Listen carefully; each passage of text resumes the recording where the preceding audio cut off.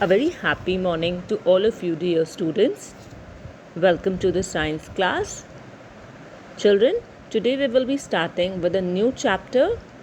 That's chapter number 8, The Habitat of the Living. In this chapter, we will come to know about a habitat and its types, the components of a habitat, the adaptations in terrestrial habitats and in aquatic habitats.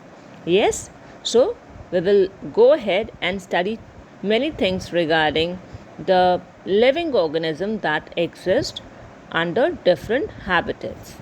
Now, before we go ahead and study about the different animals or the living organisms at a particular area, can we define what is habitat?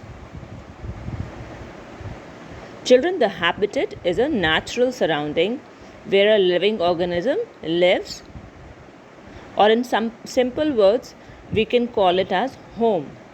Habitat provides an organism with everything it needs to survive, like food, shelter, and proper climatic conditions. So, can you name some habitats? It can be a pond, a jungle, a tree, a desert. So these are the different places where organisms live, right? Now there are different types of habitats. Living things live on land, water, or in trees.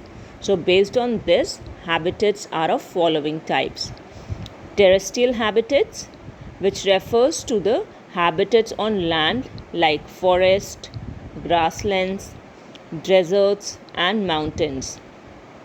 Organisms that live on land like crow, cow, horse, elephant, lion are called as terrestrial organisms. The second type of habitat is aquatic habitat. Aquatic habitat, as the name suggests, include habitats in water like ponds, lakes, rivers, and oceans. Organisms that live in water like fish, lotus, water lily are aquatic organisms.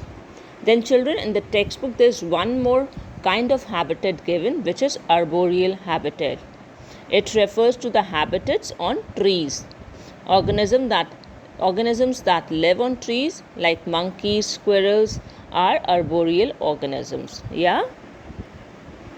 Moving on to the next topic about habitat is components of a habitat. A habitat consists of two main components. These are the living components and non-living components. The living components are called as biotic component, which includes plants, animals, and non-living components are called as abiotic components, which includes soil, rocks, air, water, temperature. Yes, children, so the habitat is made up of two components, the living and non-living components. Habitat is also related with adaptation. For example, in a terrestrial habitat like a desert, you will find cacti and camels. Similarly, in an aquatic habitat like a pond, you will find a fish, right? So they adapt, they change themselves to survive under these conditions, different conditions, right? So presence of features or certain habits which help an organism to live in a particular habitat or environment is called as adaptation. Different living organisms adapt to live in their surroundings in different ways. So we will go ahead and study about first adaptations in terrestrial habitats. Now let us first understand what is a terrestrial habitat.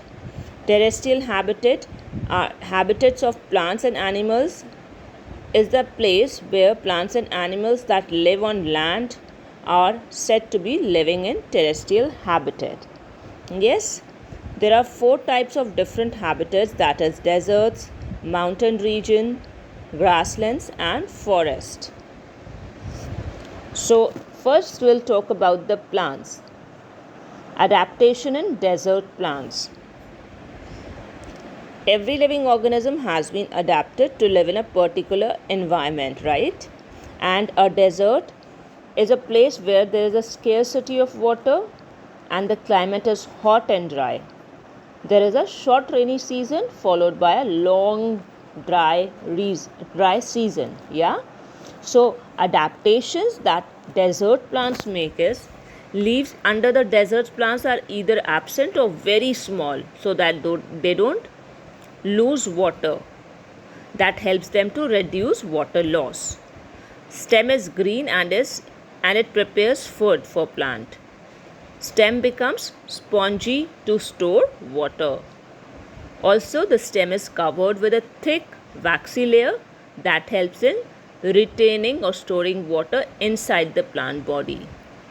The root system goes deep into the soil for absorbing water. An example of the desert plants is cactus. I'm sure all of you have seen the cactus plant, right? So can you list some of the adaptation that cactus plant shows?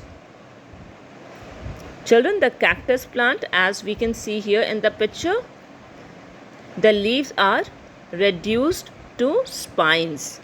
Yes, उस पे जो हमें कांटे दिखते हैं, that are nothing but the leaves of the cactus plant. And the green part which is visible to us, that is the stem. If you touch it, it is spongy in touch. That's because it stores water. Then the roots of the cactus are very long and reach the deep layers of the soil so that it can absorb water. So these are the adaptations in cactus. The next thing that we'll study is adaptation in a camel. So how many of you have seen a camel? Yes, we all have seen a camel. It's very tall, correct? A camel has long legs which help to keep the upper part of the body away from the heat of the sand on the ground. After drinking water once, the camel can live for many days without water. Then a camel excretes a very small amount of urine and its dung is dry. A camel does not sweat. Also, its feet have thick pads which protect it from the hot desert sand. A camel has long eyelashes which help to prevent sand from reaching its eyes during a sandstorm.